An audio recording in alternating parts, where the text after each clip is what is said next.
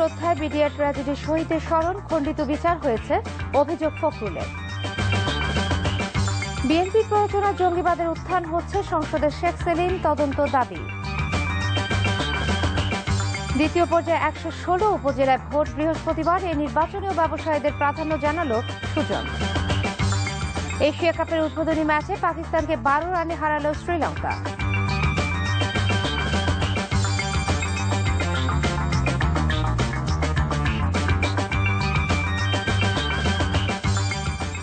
আসসালামু আলাইকুম, মুমতাহিনা ঋতু স্বাগত জানাচ্ছি এনটিভি রাতের খবরে। একেএসটিএমটি বা শিরোনাম দেখছিলেন, এবারে পুরো খবর। বিডিআর ট্র্যাজেডির ৫ বছর পূর্ণ হলো আজ। শোক শ্রদ্ধায় স্মরণ করা হলো বিডিআর বিদ্রোহে নিহত শহীদদের। এখনও কান্না থামেনি স্বজন হারাদের। তারা দাবি করলেন বিচারের রায় যেন দ্রুত কার্যকর করা হয়। আর বিজিবি মহাপরিচালক মেজর জেনারেল আজিজ আহমেদ বললেন, বিদ্রোহ ও হত্যা মামলার বিচার শেষ হবার মধ্য দিয়ে এ বাহিনীর কলঙ্কময় দাগটিও মুছে যাচ্ছে। চয়ন রহমানের রিপোর্ট।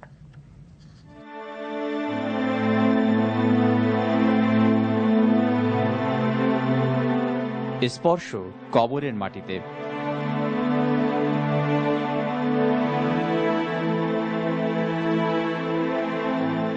চোখে জল, প্রিয়জনের বহু স্মৃতির মন্থন। শোকে স্তব্ধ বাকহীন পরিবারগুলো। স্বজনদের প্রার্থনা ৫ বছর আগের সেই সব বীর সেনানীদের, বিপদগামীদের বর্বরতার শিকার হয়ে যারা রয়েছেন একই সারিতে কবরের এপিটাপে।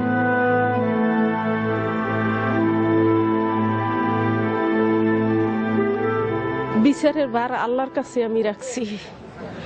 মানুষের বিচার বহুত পাইছি, আর আমার এই কষ্টের ভাগ কেউ নিতে পারবেন? আমার সন্তানকে কেউ ফিরিয়ে দিতে পারবেন? সুপ্রিম কোর্টের জাস্টিসের অধীনে একটা বিচার বিভাগীয় তদন্ত এবং বিচার হওয়া প্রয়োজন। সকালে শহীদ সেনানীদের ফুল দিয়ে প্রথম শ্রদ্ধা জানান রাষ্ট্রপতি ও প্রধানমন্ত্রীর পক্ষে তাদের সামরিক সচিবরা। এরপর শ্রদ্ধা জানান ৩ বাহিনী প্রধান। ফুলের শ্রদ্ধা জানান আওয়ামী লীগ, বিএনপি ও জাতীয় পার্টির কেন্দ্রীয় নেতারা। এটা দেশের যে বিচারিক প্রক্রিয়া, তার মাধ্যমে এটা সম্পন্ন হবে। আমরা আশা করছি এটা দ্রুততার সাথে সম্পন্ন হবে, যাতে যারা শহীদ হয়েছেন তাদের রুহে শান্তি পায় এবং তাদের পরিবাররা যেন এর থেকে সঠিক বিচার পায়। তারা নেপথ্যে ছিল, ষড়যন্ত্র করেছে, পরিকল্পনা করেছে। তারা যত বড় শক্তিধারী হোক না কেন, তাদেরকে দৃশ্যমান করতে হবে এবং তাদেরকে সর্বোচ্চ শাস্তি দিতে হবে। শ্রদ্ধা জানান স্বরাষ্ট্র প্রতিমন্ত্রী, বিজিবি ও র্যাবের মহাপরিচালক। এই বিচারের মাধ্যমে যারা প্রকৃত দোষী তারা চিহ্নিত হয়েছে, তাদের সাজা হয়েছে। এর মধ্য দিয়ে এই যে ২১৮ বছরের যে একটা ঐতিহ্যবাহী বাহিনী, তার কপালে যে একটা যে কালিমা লেপন করা হয়েছিল, আমি মনে করি সেটা বহুলাংশে দূর হয়েছে। ফুলের শ্রদ্ধা শেষে 1 মিনিট নীরবতা পালন ও শহীদদের আত্মার মাগফিরাত কামনা করে দোয়া অনুষ্ঠিত হয়। চয়ন রহমান, এনটিভি নিউজ, ঢাকা। এদিকে বিডিআর ট্র্যাজেডির ৫ বছরেও বিদ্রোহের অন্যতম নায়ক সিপাহী মাইন ধরাছোঁয়ার বাইরে। কলঙ্কজনক ওই বিদ্রোহের জন্য বিডিআর এর গোয়েন্দা সংস্থা আরএসইউ এর ব্যর্থতাকে দায়ী করে বিডিআর এর নামসহ পুরো বাহিনীকে ইতিমধ্যে ঢেলে সাজানো হয়েছে। বিজিবি এখন অন্য যে কোনো সময়ের চেয়ে শক্তিশালী বাহিনী বলে দাবি করেছেন বিজিবি মহাপরিচালক। দিদার চৌধুরীর রিপোর্ট। ২১৯ বছরের ইতিহাসে সীমান্ত রক্ষায় বিভিন্ন সময় ভিন্ন ভিন্ন নামে পরিচিতি পেলেও এই বাহিনীর সাফল্য গর্ব করার মতো। মুক্তিযুদ্ধের ৭ বীরশ্রেষ্ঠের মধ্যে আছেন এই বাহিনীর 2 সদস্য। এই বাহিনীর 8 সদস্য বীর উত্তম, 32 জন বীর বিক্রম ও 77 জন বীর প্রতীক খেতাব পেয়ে ইতিহাসে স্থান পেয়েছেন। দেশের দুর্যোগেও এই বাহিনীর সদস্যদের দেখা গেছে সামনের কাতারে। কিন্তু ২০০৯ সালের ২৫ ফেব্রুয়ারি পিলখানায় বিডিআর জওয়ানদের নারকীয় ঘটনায় এই বাহিনীর সব সাফল্য তলানিতে নিয়ে আসে।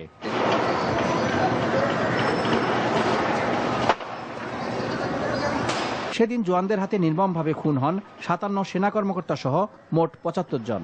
সেদিনের বিদ্রোহের কারণ অনুসন্ধানে যতগুলো কমিটি গঠন করা হয় তার প্রত্যেকটি এ ঘটনার জন্য তৎকালীন বিডিআরের গোয়েন্দা সংস্থার ব্যর্থতাকে দায়ী করে। পরে বাহিনীর সংস্কারের অংশ হিসেবে গোয়েন্দা সংস্থাকে ভাগ করে 3টি কাউন্টার ইউনিটে রূপান্তর করা হয়। আমাদের যে গোয়েন্দা আগে যে ব্যবস্থাটা যেটা ছিল সেটাকে এখন 3 স্তরে করা হয়েছে। আগে যেমন এক স্তরে ঢাকা থেকে সবকিছু কন্ট্রোল করা হতো এবং তাদের এরিয়াতে, এখন কিন্তু 3 স্তরে করা হয়েছে।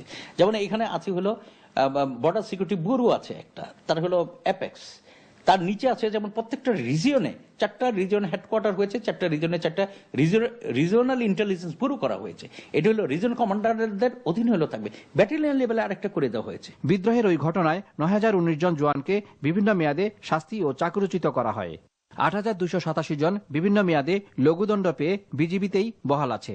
এছাড়া হত্যা মামলায় 152 জনের মৃত্যুদণ্ড ও 161 জনের যাবজ্জীবন কারাদণ্ড সহ 262 জনের বিভিন্ন মেয়াদে শাস্তির রায় দেয় বিশেষ জজ আদালত। এ বিচারে রায় কার্যকরের মধ্য দিয়ে এই বাহিনীর কলঙ্কের তিলকটি ক্রমেই মুছে যাবে বলে মন্তব্য করেন বিজিবি মহাপরিচালক। এই বাহিনী একটা ঐতিহ্যবাহী বাহিনী, কিছু বিপদগামী লোক, কিছু স্বার্থান্বেষী লোক বা কিছু তারা হয়তো এই ঘটনাটা ঘটিয়েছিল, যেখানে হলো সকলের ইয়াতে ছিল না, সমর্থন ছিল না, মুষ্টিমেয় কিছু লোকজন করেছে, তাদের বিচার হয়েছে। অনেকে হলো জেলে আছে, এখনো জেলে আছে, অনেকে চাকরি হারিয়েছে যাদের ইয়েতে ছিল, যারা ছিল না তারা এখন চাকরি করছে, তাদের কোনো অসুবিধা নাই, তারা সামনের দিকে তাকাবে, সামনের দিকে তাকে এই বাহিনীটাকে সামনে নিয়ে যেতে যাবে। এদিকে জওয়ানদের হাতে নির্মমভাবে খুন হওয়া 57 সেনা কর্মকর্তার পরিবারের দেখভালের দায়িত্ব নিয়েছে সরকার। বিজিবি মহাপরিচালক মনে করেন নতুন আইন ও সময়োপযোগী সংস্কারের কারণে পিলখানা ট্র্যাজেডির মতো নৃশংস ঘটনা আবার ঘটানোর সুযোগ নেই। দিদা চৌধুরী, এনটিভি নিউজ, ঢাকা। পিলখানা হত্যাকাণ্ডের বিচার প্রক্রিয়া নিয়ে জনমনে প্রশ্ন রয়ে গেছে উল্লেখ করে বিএনপির ভারপ্রাপ্ত মহাসচিব মির্জা ফখরুল ইসলাম আলমগীর অভিযোগ করেছেন, এই বিচারে প্রকৃত অপরাধীদের আড়াল করা হয়েছে, নেপথ্যের নায়কদের আড়ালে রেখে খণ্ডিত বিচার করা হয়েছে বলে অভিযোগ করেন মির্জা ফখরুল। ইমরুল হাসানের রিপোর্ট। পিলখানা হত্যাকাণ্ডে নিহত সেনা কর্মকর্তাদের স্মরণে বিএনপি আয়োজিত আলোচনা সভা করতে না দেওয়ার প্রতিবাদে এই সংবাদ সম্মেলনে দলের ভারপ্রাপ্ত মহাসচিব অভিযোগ করেন, জনগণের ভোট ছাড়াই নির্বাচিত এই সরকার অন্যায়ভাবে কেড়ে নিচ্ছে গণতান্ত্রিক অধিকার। আমরা ডিপ্লোমা ইনস্টিটিউটের যে মিলনায়তন আছে সেই মিলনায়তনে আমরা আমাদের এই স্মরণ সভাটি করবার আয়োজন করেছিলাম। পুলিশ এই সভা করবার অনুমতি দেয়নি। এই ধরনের গণতান্ত্রিক অধিকারকে হরণ করে কখনোই ক্ষমতাকে চিরস্থায়ী করা যাবে না। 5 জানুয়ারি নির্বাচনের আগে রাজধানীতে জারি করা সভা সমাবেশের ওপর নিষেধাজ্ঞা তুলে নেওয়ার আহ্বান জানান তিনি। পিলখানা হত্যাকাণ্ডের বিচার প্রক্রিয়া নিয়ে প্রশ্ন তুলে বিএনপির ভারপ্রাপ্ত মহাসচিব নেপথ্যের অপরাধীদের আড়াল করার অভিযোগ করেন। এত বড় একটি চক্রান্ত, এটার আসলেই কোনো সঠিক বিচার হয়েছে কিনা তা নিয়ে জনগণের অনেক প্রশ্ন রয়েছে। যারা পেছন থেকে এই ভয়াবহ কাণ্ডটি সংঘটিত করেছেন তাদেরকে আড়াল করবার জন্যে রাজনৈতিক নেতৃবর্গকে এই ঘটনার সঙ্গে জড়িত করা হয়েছে। অথচ যারা জড়িত ছিলেন, যাদের কথা পত্র পত্রিকায় বিভিন্নভাবে আলাপ আলোচনার মাধ্যমে সাক্ষ্য সাবিদের মধ্যে উঠে এসেছে, তাদের বিরুদ্ধে কোনো ব্যবস্থাই নেওয়া হয়নি। এদিকে ঢাকা মহানগর বিএনপির আহ্বায়ক ও দলের ভাইস চেয়ারম্যান সাদেক হোসেন খোকার কারামুক্তি উপলক্ষে তাকে নিয়ে দলের প্রতিষ্ঠাতা শহীদ রাষ্ট্রপতি জিয়াউর রহমানের মাজারে শ্রদ্ধা জানান মির্জা ফখরুল। পিলখানা হত্যাকাণ্ডের বিচার নিয়ে সেখানেও কথা বলেন তিনি। বিডিআর বিদ্রোহের যে বিচার, সেই বিচার সঠিকভাবে হয়নি। এই ঘটনার সুষ্ঠু তদন্ত দাবি করছি এবং নিরপেক্ষ বিচার দাবি করছি। সরকার বিরোধী আন্দোলনে দলের কর্মসূচিতে নেতাকর্মীদের ঐক্যবদ্ধ থাকার আহ্বান জানান বিএনপির ভারপ্রাপ্ত মহাসচিব। Imrul Hasan, NTV news, Dhaka. পিলখানা হত্যাকাণ্ডে নিহত সেনা কর্মকর্তাদের পরিবারের হাতে আর্থিক অনুদানের চেক তুলে দিয়েছেন প্রধানমন্ত্রী শেখ হাসিনা। প্রধানমন্ত্রী প্রতিটি পরিবারের হাতে 4,80,000 টাকা করে তুলে দেন। বাংলাদেশ অ্যাসোসিয়েশন অব ব্যাংকস BABর পক্ষ থেকে এই টাকা দেওয়া হয়েছে। 2009 সালে ওই হত্যাকাণ্ড ঘটার পর প্রধানমন্ত্রীর অনুরোধে BAB শহীদদের প্রতি পরিবারকে মাসে 40,000 টাকা করে 10 বছর দেওয়ার ঘোষণা দেয়। সে টাকাই প্রধানমন্ত্রী তুলে দিলেন। প্রধানমন্ত্রীর কার্যালয়ের পক্ষ থেকে জানানো হয়, সরকারের পক্ষ থেকে প্রত্যেক সেনা কর্মকর্তার পরিবারকে আবাসিক এলাকায় বাড়ি বরাদ্দ দেওয়া হয়েছে। 37 জনের পরিবারকে মিরপুর ডিওএইচএস এর প্লট বরাদ্দ দেওয়া হয়েছে। প্রতি পরিবারকে 2টি করে সুসজ্জিত ফ্ল্যাট বরাদ্দ দেওয়ার বিষয়টি প্রক্রিয়াধীন আছে। 15 জন কর্মকর্তার হাউস বিল্ডিং এর ঋণের সুদ মওকুফ করা হয়েছে। চাকুরির ব্যবস্থা করা হয়েছে 33টি পরিবারের সদস্যদের। গণমাধ্যমে উদ্ধৃতি দিয়ে বাণিজ্যমন্ত্রী তোফায়েল আহমেদ বলেছেন, পিলখানার ঘটনায় পাকিস্তানি গোয়েন্দা সংস্থা আইএসআই জড়িত। সংসদে পয়েন্ট অফ অর্ডারের আলোচনায় তিনি আরও বলেন, বিএনপির প্ররোচনা ও উৎসাহে জঙ্গিবাদ উত্থানের চেষ্টা হচ্ছে। তাছাড়া বেশ কয়েকজন সংসদ সদস্য দেশে জঙ্গিবাদের পিছনে বিএনপির সম্পৃক্ততার কথা তুলে ধরে তদন্তের দাবি জানান। রিপোর্ট করছেন আহমেদ বিপুল। সংসদের পয়েন্ট অফ অর্ডারে আলোচনা সূত্রপাত করেন শেখ ফজলুল করিম সেলিম। বিএনপি জঙ্গিবাদের উৎসাহ দিয়েছে এমন মন্তব্য করে এর পিছনে দলটির সম্পৃক্ততা আছে কিনা তা খতিয়ে দেখার তাগিদ দেন তিনি। এই জঙ্গিরা যে উৎসাহিত পেয়েছে সেটা হলো জাহিরির কারণে এই উৎসাহিত পেয়েছে, আর বিএনপির সমর্থন কারণে এই উৎসাহিত পেয়েছে। এর পিছনে বিএনপি জড়িত আছে কিনা এই যে ছিনতাইয়ের ঘটনা, এটা ভেবে দেখতে হবে। শেখ সেলিমের কথার সাথে সুর মিলিয়ে ক্ষমতাসীন মোর্চার সংসদ সদস্যরাও দেশে জঙ্গিবাদের পিছনে বিএনপিকেই দায়ী করেন। বিরোধী দলীয় চিফ হুইপ তাজুল ইসলাম বলেন, সাম্প্রতিক ঘটনায় জঙ্গিবাদ নিয়ে আতঙ্কে দেশের মানুষ। সন্ত্রাসীরা, জঙ্গিরা তারা ঘাপটি মেরে বসে আছে, যে কোনো মুহূর্তে আবার তারা আঘাত হানতে পারে মাননীয় স্পিকার। সেই জন্য আমরা এর তদন্ত জানাচ্ছি এবং আমরা এই ব্যাপারে সরকারের পক্ষ থেকে আমরা একটা ব্যাখ্যা দাবি করছি। জামাত, বিএনপি এবং জেএমবি তারা যৌথ কার্যক্রম পরিচালনা করে, তার অনেক প্রমাণ বাংলাদেশে রয়েছে। বিএনপির ভারপ্রাপ্ত মহাসচিব যে বক্তব্য দিয়েছেন, এটা অসার, মিথ্যা, নিজেদের আত্মরক্ষা করার বিভিন্ন রকম কলাকৌশলে তারা লিপ্ত রয়েছেন।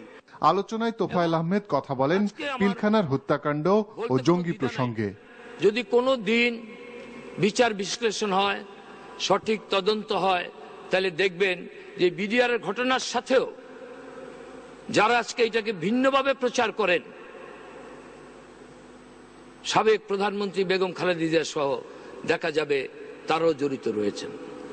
এবং প্রত্যেকটা ঘটনার সাথে এবং ইন্টারন্যাশনাল পত্রপত্রিকা আছে আইএসআই সাথে জড়িত।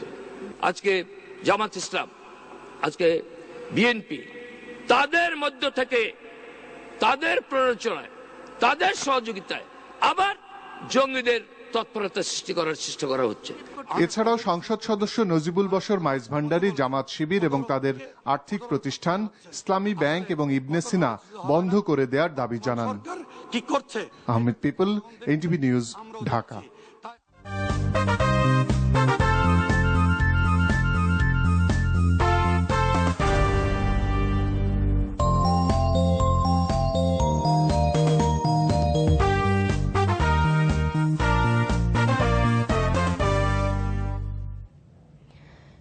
ফেব্রুয়ারি দ্বিতীয় পর্যায়ে 116 উপজেলায় নির্বাচনের প্রচারণার শেষ দিন আজ।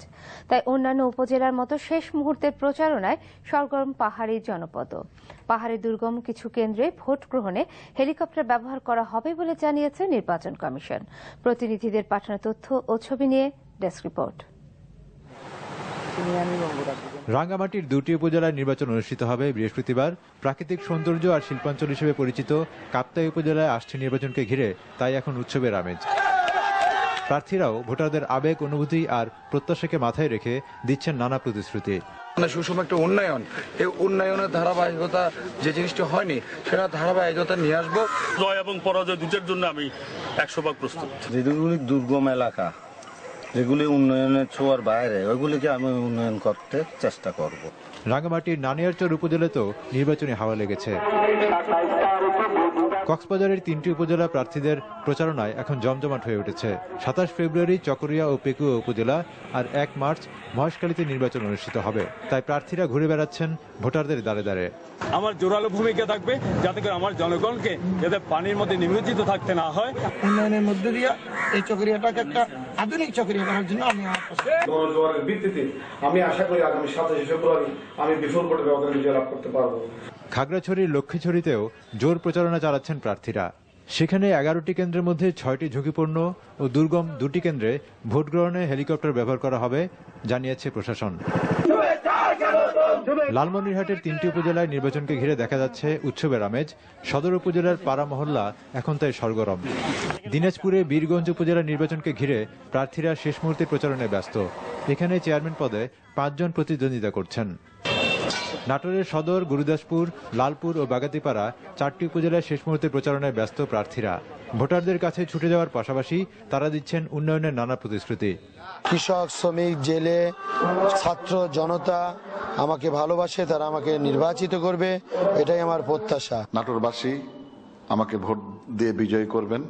নাটোরের মানুষের কাজ করব, নাটোরের মানুষের ভাগ্যের পরিবর্তন ঘটাবো। মানিকগঞ্জ সদর উপজেলায় চেয়ারম্যান পদে প্রতিদ্বন্দ্বিতা করছেন 4 জন। বিএনপির কোনো বিদ্রোহী প্রার্থী না থাকলেও আওয়ামী লীগ সমর্থিত প্রার্থীর বিপরীতে 2 জন বিদ্রোহী প্রার্থী রয়েছেন। আর হরিরামপুর উপজেলায় চেয়ারম্যান পদে প্রতিদ্বন্দ্বিতা করছেন 6 জন। মুন্সিগঞ্জের সদর ও শ্রীনগর উপজেলায় দ্বিতীয় পর্যায়ে নির্বাচন অনুষ্ঠিত হবে। নির্বাচনী এলাকাগুলো তাই সরগরম এখন। শেষ মুহূর্তে প্রচারণায় ব্যস্ত নেত্রকোনার পূর্বধলা, কলমাকান্দা, বারোহাট্টা ও খালিয়াজুড়ির প্রার্থীরা। প্রতিটি গ্রামে গঞ্জে চলছে বিরামহীন প্রচারণা। নরসিংদীর শিবপুর উপজেলাও এখন নির্বাচনী প্রচারণায় মুখর। গোপালগঞ্জের সদর ও কোটালীপাড়া উপজেলা নির্বাচনকে ঘিরে ব্যস্ত সময় কাটাচ্ছে প্রার্থীরা। এছাড়া ভোলার চরফেশন ও বোরহানুদ্দিন উপজেলায় প্রচারণা চলছে জোরেশোরে। শেষ মুহূর্তের প্রচারণায় প্রার্থীরা ভোটারদের বাড়ি বাড়ি ঘুরে বেড়াচ্ছেন। আহমেদ শরীফ, এনটিভি নিউজ ডেস্ক। জাতীয় নির্বাচনের মতো উপজেলা নির্বাচনগুলোতেও ব্যবসায়ীদেরই প্রাধান্য। তাই গণতন্ত্র টাকার কাছে জিম্মি হয়ে পড়ছে কিনা এমন প্রশ্ন সুশাসনের জন্য নাগরিক সুজনের। রিপোর্ট করছেন রোকনউদ্দিন। জাতীয় বা স্থানীয় নির্বাচন সবখানেই প্রতিদ্বন্দ্বী প্রার্থীদের বেশিরভাগই ব্যবসায়ী, যার হেরফের হচ্ছে না এবারের উপজেলা নির্বাচনগুলোতেও। আমাদেরকে যদি ভোট দেন, দ্বিতীয় পর্যায়ের নির্বাচনেও চেয়ারম্যান প্রার্থীদের অর্ধেকেরও বেশি ব্যবসায়ী, এমনটাই উঠে এসেছে সুজনের সাম্প্রতিক বিশ্লেষণে। তাহলে দেশের গণতন্ত্র একটি শ্রেণীর হাতেই জিম্মি হয়ে যাচ্ছে কিনা, হেরে যাচ্ছে কিনা অর্থের কাছে, এমন প্রশ্ন তুললেন সুজন সম্পাদক। যারা নির্বাচিত হবে তাদের মধ্যে দেখবেন 80-90% হয়তো ব্যবসায়ী হবে। তাহলে ওই এক শ্রেণীর স্বার্থেই অধিকাংশ ক্ষেত্রে সিদ্ধান্তটা গৃহীত হবে। সেটা গণতান্ত্রিক ব্যবস্থার জন্য ইতিবাচক নয়। টাকা দিয়ে কেনা যায় এরকম উত্তম গণতন্ত্র কোনো গণতন্ত্র নয়। এটা টাকার প্রভাব দ্বারা প্রভাবিত হলে কিন্তু মানুষের ওই যে কনসেন্ট অফ দ্য পিপল ওখানে রিফ্লেক্ট হয় না। আর স্থানীয় নির্বাচনেও যদি দলীয়ভাবেই প্রার্থী দেয়া হয় তাহলে আইন পরিবর্তন করাই যথাযথ বলেও মনে করেন তারা। যদিও এসব নির্বাচন রাজনৈতিক মোড়কের বাইরে রাখতে পারলেই মঙ্গল হতো সবার। এই নির্বাচনটা বিধিবিধান অনুযায়ী দল নিরপেক্ষ নির্দলীয় হওয়ার কথা, কিন্তু রাজনৈতিক দলগুলো বিধিবিধান উপেক্ষা করে তারা দলীয় মনোনয়ন দিচ্ছে, জোর করে বসিয়ে দিচ্ছে, তারপরে বহিষ্কার করছে দল থেকে, যেটা নির্বাচনী ফলাফলকে প্রভাবিত করার শামিল। এবং এ ব্যাপারে নির্বাচন কমিশন সম্পূর্ণ নির্বাক, যেটা আমাদের কাছে বোধগম্য নয়। সাথে নির্বাচনী দায়িত্বে থাকা কারো ভূমিকা যেন প্রশ্নবিদ্ধ না হয় সে বিষয়েও নির্বাচন কমিশনকে সজাগ থাকার পরামর্শ তাদের।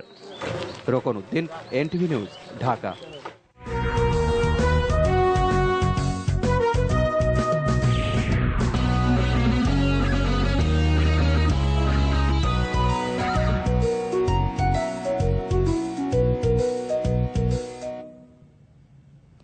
আবারও কাছে এসে তরি ডুবল পাকিস্তানের।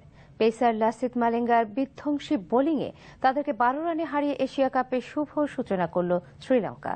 লঙ্কানদের দেয়া 297 রানের টার্গেট তাড়া করতে নেমে মিসবাহ আর উমর আকমলের 50-তে একটি সময় ম্যাচ জয়ের সম্ভাবনা জাগায়। কিন্তু 14 বলে 5 উইকেট তুলে নিয়ে পাকিস্তানের সেই স্বপ্ন ধূলিসাৎ করে দেন ম্যাচ সেরা মালিঙ্গা। ম্যাচ শুরুর আগে পিলখানা হত্যাকাণ্ডে নিহতদের স্মরণে 1 মিনিট নীরবতা পালন করা হয়। ফতুল্লা থেকে আরও জানাচ্ছেন সুব্রত ববি। নিরাশা, আশা, সবশেষ হতাশা। পাকিস্তান বলেই এক ম্যাচে দর্শক পেলেন এই 3 রঙেরই সমাহার। মিসবাহ উমর আকমলের এক একটি বাউন্ডারি, ওভার বাউন্ডারি ছিল কালো মেঘের ভেতর থেকে আলোকে টেনে বের করে আনার প্রয়াস। পঞ্চম উইকেটে দুজনের ব্যাটিংয়ে নিশ্চিত জয়ের স্বপ্ন দেখছিল পাকিস্তানি সমর্থকরা। বেধড়ক পিটুনি দেওয়া লাকমালের বলে জয় থেকে 55 রান দূরে দাঁড়িয়ে 45 বল আগে ব্যক্তিগত 74 রানে আউট হন উমর আকমল। 121 রানের জুটি শেষে বাজির দর তবু পাকিস্তানের পক্ষেই। তবে মালিঙ্গা ঝড়ে 1 ওভারে আফ্রিদি আর আশার তরণী বয়ে নিয়ে বেড়ানো মিসবাহ 73 রানে আউট হতেই ম্যাচ থেকে আউট পাকিস্তান। 12 রানের হাত দিয়ে এশিয়া কাপ মিশন শুরু পাকিস্তানের। অথচ ব্যাটিং স্বর্গ উইকেটে 121 রানে 4 উইকেট হারানোর পর চাপে কিভাবে ব্যাট করতে হয় কি দারুণভাবেই না শিখিয়েছিলেন মিসবাহ ও উমর আকমল।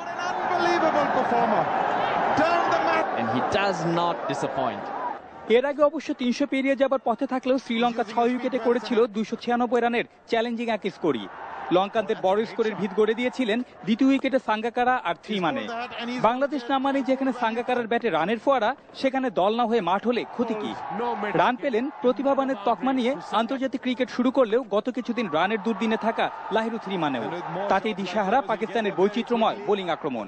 189 সময় উমরগুলে লক্ষ্যচ্যুত সবশেষ টেস্ট ও ওয়ানডে সিরিজে 3 সেঞ্চুরি করা সাঙ্গাকারা 67-তে। ততক্ষণে 24 ওভার 2 বলে প্রায় 7-এর কাছাকাছি করে লঙ্কানরা পায় 161 রানের জুটি। 3 মানে করেন ক্যারিয়ারের দ্বিতীয় সেঞ্চুরি। এরপর লঙ্কানদের রানের লাগাম টেনে ধরে পাকিস্তানের কোয়ালিটি বোলিং আক্রমণ। ইতিহাস সাক্ষ্য দেয় শ্রীলঙ্কা ভারতের পরই ওয়ানডেতে সর্বাধিক 138তম লড়াইয়ে মুখোমুখি হয়েছিল শ্রীলঙ্কা এবং পাকিস্তান। আর এই কারণেই দুদলের দুর্বলতা এবং শক্তি সম্পর্কে জানে ঢের। ম্যাচ জয়ের জন্য প্রয়োজন ছিল মাঠে কম ভুল প্রদর্শনের, আর সেটি জয় করল শ্রীলঙ্কা। Subrata Bobby, NTV news, Fatullah, Narayanganj. আপনারা দেখছেন এনটিভি রাতের খবর। এবার দেখছেন রাতের খবর এনটিভিতে। ঢাকার 62 নম্বর ওয়ার্ডের সাবেক কমিশনার মোহাম্মদ আলিম হত্যা মামলায় 8 জনকে মৃত্যুদণ্ড দিয়েছে আদালত। হত্যাকাণ্ডের 17 বছর পর ঢাকার তৃতীয় অতিরিক্ত মহানগর দায়রা জজ মোহাম্মদ আখতারুজ্জামান চাঞ্চল্যকর এই মামলার রায় ঘোষণা করেন। মৃত্যুদণ্ডের পাশাপাশি প্রত্যেক আসামিকে 50,000 টাকা করে জরিমানা করেছে আদালত। তামজিদ সুমনের রিপোর্ট। চাঞ্চল্যকর এই হত্যা মামলার 8 জন আসামির সবাই জামিনে ছিল। রায় শুনানিতে সকালে আদালতে হাজির করা হয় 5 আসামিকে, আর বাকি 3 জন পলাতক থাকায় আদালতে উপস্থিত ছিল না। দণ্ডিত 8 জন হল সাইদ আহমেদ, রশিদ আহমেদ, ফরিদ আহমেদ, মোহাম্মদ হারুন, মোহাম্মদ সিরাজ, শিবলু, শওকত ও কামাল। মঙ্গলবার দুপুরে রায় শুনানি শেষে হত্যা মামলায় দোষী সাব্যস্ত করে সবাইকে মৃত্যুদণ্ড দেন বিচারক। দীর্ঘদিন পরে হলেও এই রায়ে সন্তোষ প্রকাশ করেছেন মামলার রাষ্ট্রপক্ষের আইনজীবী। দণ্ডবিধি 302 ধারার বিধান মতে তাদের বিরুদ্ধে অপরাধ প্রমাণিত হয়, তাদেরকে বিজ্ঞ আদালত মৃত্যুদণ্ড প্রদান করেছে। পলাতক আসামিদের ক্ষেত্রে মৃত্যু পরোয়ানা জারি হবে বিজ্ঞ আদালত থেকে। নিজ চাচাকে এমন নৃশংসভাবে যারা হত্যা করেছে তাদেরকে কখনোই ক্ষমা করতে পারবে না রুবেল। আদালতের রায়ে সন্তোষ প্রকাশ করে দ্রুত এই রায়ের কার্যকর করার দাবি জানান তিনি। ওর আব্বা যখন মারা গেছিল তখন ও কোলে ছিল, মাত্র 1.5 বছরের বাচ্চা। ওর বাবা সম্পর্কে ওর কোনো স্মৃতিই নাই, শুধুমাত্র ছবি ছাড়া। এটা যাতে আমরা দেখে যেতে পারি কার্যকর করাটা। 1996 সালের 8 ফেব্রুয়ারি বিকেলে মোটরসাইকেল করে যাওয়ার পথে আজিমপুর রোডে হামলা শিকার হয়েছিলেন আলিম। সেখানে সন্ত্রাসীদের গুলি ও চাপাতির কোপে আলিম নিহত হন। Tamjid Sumon, NTV news, Dhaka. মৃত্যুদণ্ডাদেশের বিরুদ্ধে জামাত নেতা দেলোয়ার হোসেন সাঈদীর আপিলের ওপর আসামি পক্ষে যুক্তিতর্ক উপস্থাপন শেষ হয়েছে। এরপর রাষ্ট্রপক্ষ যুক্তিতর্ক উপস্থাপন শুরু করলে বুধবার পর্যন্ত শুনানি মুলতবি করে আপিল বিভাগ। প্রধান বিচারপতি মোহাম্মদ মোজাম্মেল হোসেনের নেতৃত্বে 5 সদস্যের বেঞ্চ এ আদেশ দেন। শুনানিতে সাঈদীর আইনজীবী বলেন, যে দুটি অভিযোগে সাঈদীকে সর্বোচ্চ শাস্তি দেওয়া হয়েছে তার সপক্ষে রাষ্ট্রপক্ষ যথার্থ তথ্য প্রমাণ হাজির করতে পারেননি। সাক্ষীদের বক্তব্য ছিল ভিন্ন ভিন্ন তথ্য। এছাড়া মুক্তিযুদ্ধের সময় সাক্ষীদের বয়স নিয়েও প্রশ্ন তোলেন আসামি পক্ষ। অন্যদিকে মামলা বিচারাধীন থাকায় আসামি পক্ষের এসব বক্তব্যকে অনভিপ্রেত বলে মন্তব্য করেন অ্যাটর্নি জেনারেল। রাষ্ট্রপক্ষ সঠিকভাবে মানবতা বিরোধী অপরাধের আসামি সম্পৃক্ততা প্রমাণ করতে পেরেছেন বলে মনে করেন তিনি।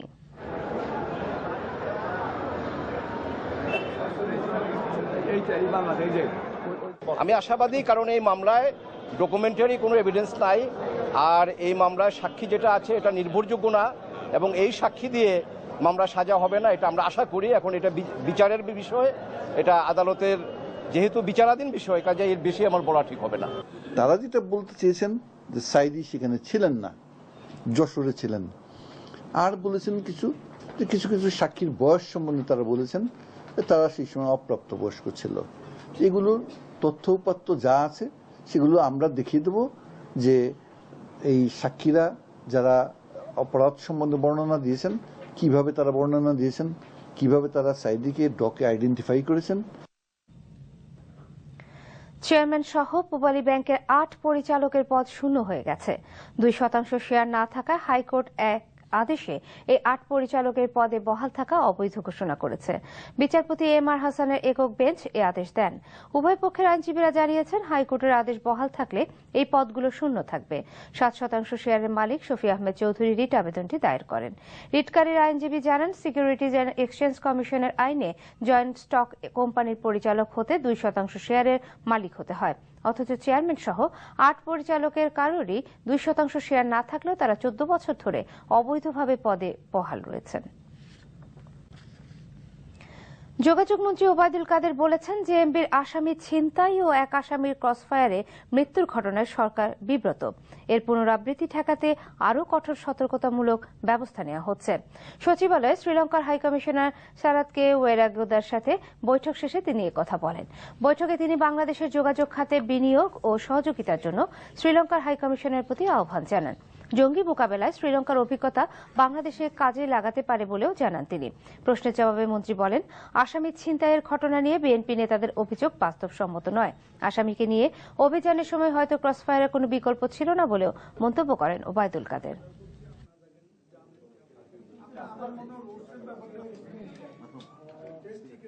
বিষয়টা আনপ্লেজেন্ট, কাজে এখানে বিব্রত হওয়ার তো বিষয় আছে। তো এই বিব্রতকর, আমি তো বলছি সব বিষয় তো সুখকর হয় না। বিব্রতকর পরিস্থিতিটা যদি আসে, সেটাকে আমি কিভাবে মোকাবিলা করলাম, যে মুহূর্তে যে স্টেপটা নেওয়া দরকার সেই স্টেপটা যদি সরকার আন্তরিকভাবে নেয় তাহলে তো কোনো অসুবিধা নেই। সরকার এখান থেকে কঠোর সতর্ক পদক্ষেপ নেবে। জগন্নাথ বিশ্ববিদ্যালয়ের শিক্ষক, শিক্ষার্থী ও কর্মচারীদের উপর পুলিশের হামলার প্রতিবাদে এবং বেদখল হল পুনরুদ্ধার সহ 8 দফা দাবিতে মঙ্গলবারও শিক্ষার্থীরা বিশ্ববিদ্যালয় ক্যাম্পাস ও এর সামনের রাস্তায় দফায় দফায় মিছিল করেছে। এ সময় রাস্তায় আগুন চালিয়ে যান চলাচল বন্ধ করে দিয়ে বিক্ষোভ করতে থাকে আন্দোলনকারী শিক্ষার্থীরা। এমনকি ক্যাম্পাসে গণসংগীত পরিবেশন করেও প্রতিবাদ এবং দাবি তুলে ধরেন তারা। পরে বিশ্ববিদ্যালয়ের শহীদ মিনারের সামনে গণস্বাক্ষর গ্রহণ কর্মসূচি শুরু হয়। রোববার বিশ্ববিদ্যালয়ের তিব্বত হল উদ্ধার করতে গেলে শিক্ষার্থীদের সাথে পুলিশের দফায় দফায় সংঘর্ষ বাধে। এতে বেশ কয়েকজন শিক্ষক, শিক্ষার্থী এবং কর্মচারী আহত হন। প্রফেসর আনিসুজ্জামানকে ভারতীয় তৃতীয় সর্বোচ্চ সম্মানজনক পদ্মভূষণ পদক দেয়ায় তাকে সংবর্ধনা দিয়েছে ওয়ার্ল্ড ইউনিভার্সিটি অব বাংলাদেশ। জাতীয় জাদুঘর মিলনায়তনে প্রফেসর আনিসুজ্জামানকে এই সংবর্ধনা দেওয়া হয়। এ সময় ইউনিভার্সিটির পক্ষ থেকে আনিসুজ্জামানকে স্বর্ণপদক প্রদান করা হয়। অনুষ্ঠানে স্বাস্থ্যমন্ত্রী মোহাম্মদ নাসিম, শিক্ষাবিদ এবং ওয়ার্ল্ড ইউনিভার্সিটির শিক্ষক, ছাত্রছাত্রীরা উপস্থিত ছিলেন। এ সময় ওয়ার্ল্ড ইউনিভার্সিটির ছাত্রছাত্রীরা এক সাংস্কৃতিক অনুষ্ঠানের মাধ্যমে গুণী এই শিক্ষাবিদকে বরণ করে নেন।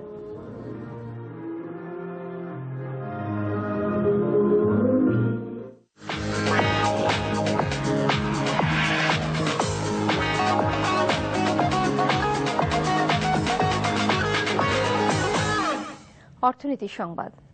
615 কোটি টাকা ব্যয়ের 5টি প্রকল্পের অনুমোদন দিয়েছে জাতীয় অর্থনৈতিক পরিষদের নির্বাহী কমিটি একনেক। প্রকল্পগুলোর ব্যয়ের পুরোটাই সরকারের নিজস্ব তহবিল থেকে মেটানো হবে। প্রধানমন্ত্রী ও একনেক চেয়ারপারসন শেখ হাসিনার সভাপতিত্বে এনইসি সভাকক্ষে অনুষ্ঠিত একনেক সভায় এই অনুমোদন দেওয়া হয়। অনুমোদন পাওয়া পৌরসভা এলাকায় পানি ও স্যানিটেশন বিষয়ক প্রকল্পটির মাধ্যমে দেশের 7 বিভাগের 40টি পৌরসভায় নিরাপদ পানি ও স্যানিটেশন সুবিধা দেওয়া হবে। এছাড়া সভায় নকলান, আলিতাবাড়ি, নাকুগাঁও স্থলবন্দর সড়ক উন্নয়ন প্রকল্পের সংশোধনী, সরকারি শিশু পরিবারের হোস্টেল নির্মাণ, কুড়িগ্রাম, উলিপুর, চিলমারি সড়ক উন্নয়ন এবং গোপালগঞ্জের শেখ লুৎফর রহমান ডেন্টাল কলেজ স্থাপন প্রকল্পের অনুমোদন দেওয়া হয়।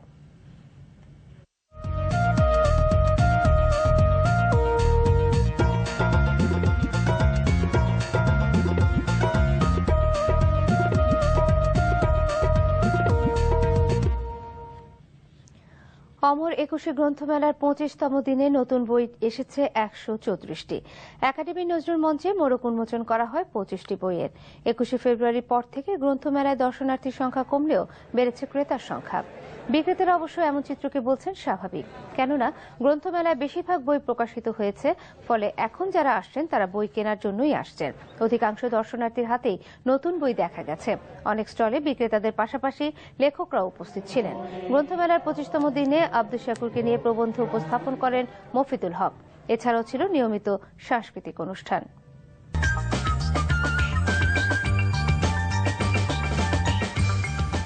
ফিরে এলাম রাতের খবরে।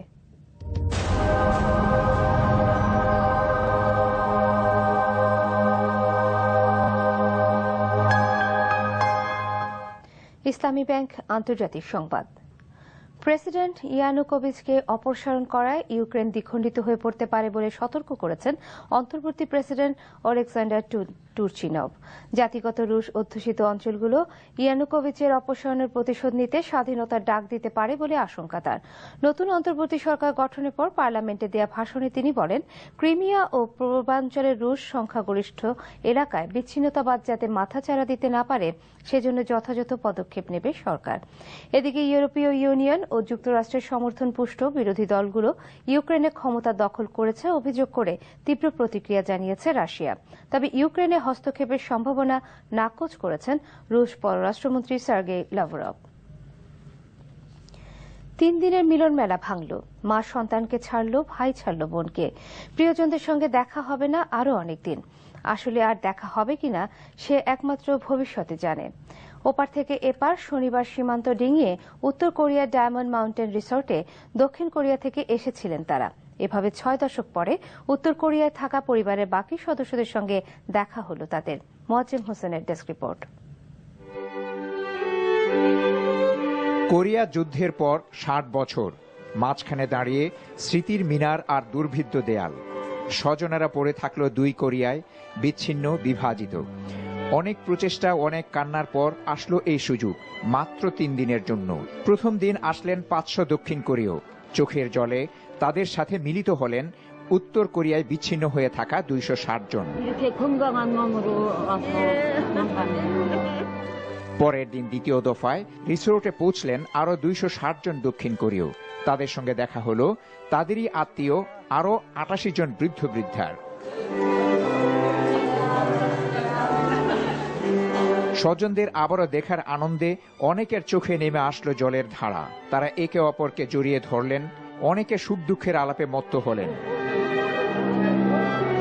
তাদের সম্মানে পরিবেশন করা হলো বিশেষ খাবার, ঐতিহ্যবাহী আর তাদের পছন্দের খাবার। এই আনন্দ উৎসবে কখনো মনে হয়নি তাদের সম্পর্কে ৬ দশকের দূরত্ব রয়েছে। আর এভাবে যেন চোখের পলকেই সময় ফুরিয়ে গেল। বেজে উঠল বিদায়ের সানাই। বিদায় বলতে গিয়ে বোন বোনকে জড়িয়ে ধরে কান্নায় ভেঙে পড়লেন।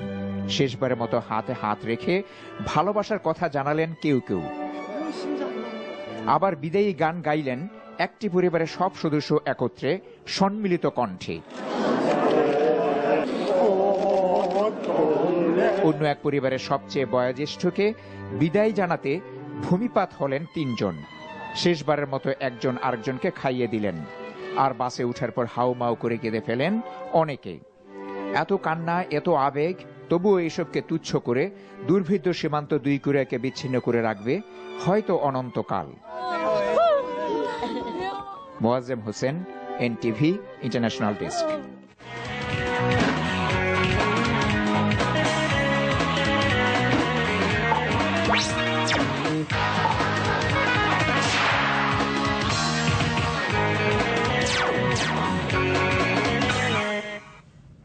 খেলার খবর। আবারও এশিয়া কাপ প্রসঙ্গ। বুধবার বাংলাদেশ ভারত ম্যাচ। খারাপ সময়টাকে পেছনে ফেলতে এশিয়া কাপের প্রথম ম্যাচটাকে বেছে নিতে চায় স্বাগতিকরা। অন্যদিকে স্বাগতিকদের সমীহের চোখে দেখছে ভারত। ফতুল্লায় ম্যাচটি শুরু হবে দুপুর ২টায়। রিপোর্ট বর্ষণ কবিরের। এই আসরের হিসেব মতে এই টুর্নামেন্টের বর্তমান দ্বিতীয় সেরা দলটির নাম বাংলাদেশ। গত আসরের ধারাবাহিকতায় তো স্বাগতিকদের লক্ষ্য হওয়া উচিত ছিল এবার ট্রফি জয়, কিন্তু বছরের শুরুর সিরিজে শ্রীলঙ্কার বিপক্ষে জয়ের খুব কাছে গিয়েও হারায় আত্মবিশ্বাসে নাড়া খাওয়া দলটি এখন ব্যস্ত নিজেদের ফিরে পেতে।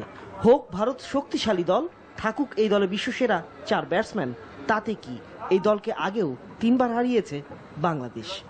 And they are very good team in subcontinent, so we are keep on mind to us, and also same time we are playing in our home, supporters and everything will be with us. And the things that I've said before, we have been playing our best cricket last series.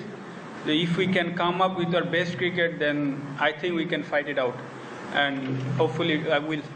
ভারতও জানে স্বাগতিকদের ক্ষমতা। বিশ্ব চ্যাম্পিয়নরা যে Asia champion হতে পারেনি, তাতে গত আসরে পুরো কৃতিত্বটা বাংলাদেশেরই। আরো একটু ভালো করে বললে তামিম এবং সাকিবের। Tamim and Shakib are two major players for Bangladesh. Tamim এবং সাকিব বাংলাদেশের জন্য গুরুত্বপূর্ণ ক্রিকেটার। এই দুজনের জায়গায় যারা খেলবে তাদের ব্যাপারে কোনো ধারণা নেই। আর বাংলাদেশ নিজের মাটিতে সেরা দলগুলোর একটি। শ্রীলঙ্কাকে অল্পের জন্য হারাতে পারেনি তারা। তাদের সম্মান না করে উপায় নেই। চাপের মুখে বাংলাদেশ সব সময় ফিরে আসে। এবারও তাদের অবস্থা এমন যে ভারতকে উড়িয়ে দেওয়া ছাড়া উপায় নেই। ফতুল্লায় কখনো কোহলিদের না খেলাটাকে বাড়তি সুবিধা মনে করছেন মাশরাফি।